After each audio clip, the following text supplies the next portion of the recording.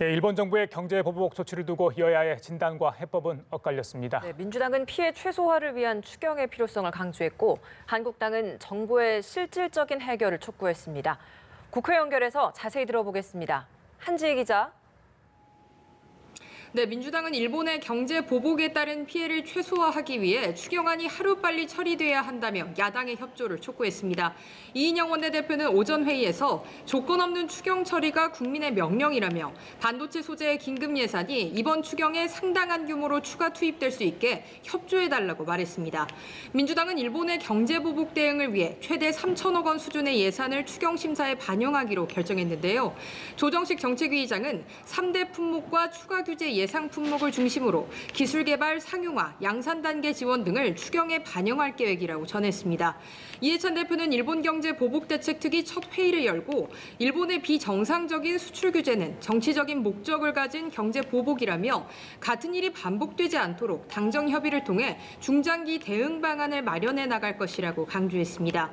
반면 한국당은 일본의 경제 보복에 대응하는 정부를 보면 마치 초보 운전자가 운전하는 듯한 불안감이 든다며 실질적인 외교 해법을 찾아야 한다고 주문했습니다. 황교안 대표는 오전 회의에서 문재인 대통령이 기업인을 만나고 5당 대표를 모아봐야 무슨 수가 나오겠냐며 국내 정치용 이벤트에 기업인과 야당을 들러리 세울 때가 아니라고 비판했습니다. 그러면서 정부가 실효성 있는 대책을 내놓는다면 국회가 뒷받침할 수 있도록 대일배교에 힘을 보태겠다고 강조했습니다. 나경원 원내대표는 당면한 현안을 책임질 사람들이 자리를 비우고 해외로 떠나고 있다며 이낙연 국무총리와 강경화 외교장관의 해외 순방 계획을 취소해야 한다고 촉구했습니다. 이런 가운데 국회 국방위원회 소속 바른미래당 하태경 의원은 기자회견을 열고 일본이 과거 불화수소 등 전략물자를 북한에 밀수출한 사실이 확인됐다고 밝혔습니다. 하 의원은 일본 안전보장무역정보센터 자료를 통해 일본이 과거 불화수소 등 전략물자를 북한에 밀수출한 사실이 확인됐다며 일본이 계속 억지 주장을 늘어놓는다면 국제사회에서 고립될 것이라고 주장했습니다. 한 기자, 윤석열 검찰총장 후보자 인사청문회 후폭풍이 상당히 거셉니다. 윤 후보자 임명 문제를 두고 오늘도 여야가 공방을 이어갔죠. 네, 그렇습니다. 말씀하신 것처럼 윤석열 검찰총장 후보자 청문보고서 처리를 두고 진통이 계속되고 있는데요. 민주당은 윤 후보자가 국민 눈높이에 맞는 적임자라며 청문보고서 채택을 촉구했습니다. 이인영 원내대표는 윤 후보자는 검찰을 이끌 적임자임을 인사청문회에서 충분히 보여줬다며 일부 야당이 위증과 거짓말 등 자극적인 말로 과대포장해 국민을 호도하려고 한다고 지적했습니다.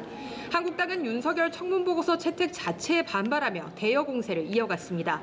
나경원 원내대표는 조국 청와대 민정수석과 양정철 민주연구원장, 김정은 북한 국무위원장을 한데 모아 조양은 세트라고 규정하며 여기에 문재인 대통령까지 합치면 대한민국 퍼펙트 리스크 조합이라고 비판했습니다.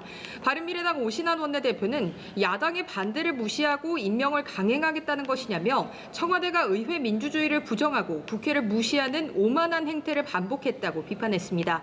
이런 가운데 국회는 오늘 오후 본회의를 열고 교육, 사회, 문화 분야 대정부 질문을 합니다. 대정부 질문 마지막 날인 오늘 자립형 사립고 지정 취소 문제와 문재인 케어, 노조 파업 등이 주요 쟁점이 될 것으로 보입니다. 지금까지 국회에서 연합뉴스TV 한지희입니다.